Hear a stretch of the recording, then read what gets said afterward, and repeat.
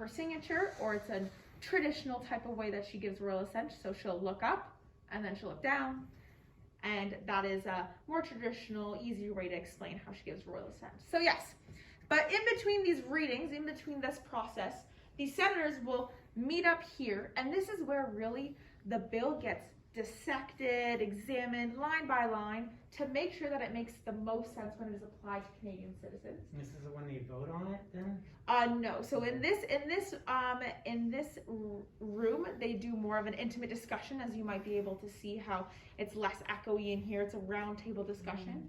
And what better way to make sense of a bill than to ask Canadian citizens themselves? So what they will do is they will summon witnesses. So that's the proper terminology of it. But really it just means that they're inviting experts from the public to come and to give their perspective and point of view on the bill. So entertain me again for a couple seconds here. I'm going to give you guys each roles, and I'm going to be a senator, and you guys have to help me decide who I should invite, okay? So let's say this third of the room, let's say you guys are, let's go crazy and say astronauts, okay? Cool, perfect. Let's say this side of the room, you guys are, let's say, farmers. Perfect, okay.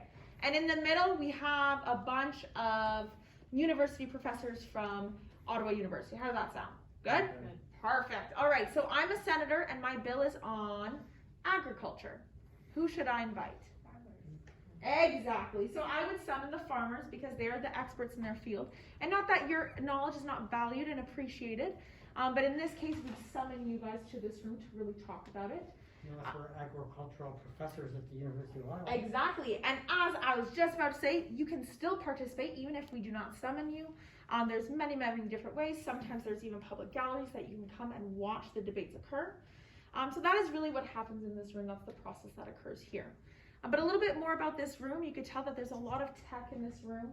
And that is because parliamentary processes are all shared with Canadian audiences and international audiences. And actually a fun fact is Canada was actually the first nation to share their parliamentary processes online.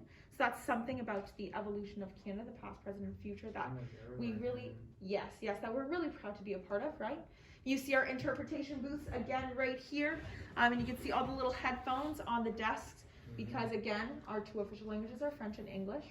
And the last and final thing that I do want to mention about this room is the art that we have depicted on our walls, which was commissioned by the state, or by the Senate, and that is all Indigenous artwork that we see here.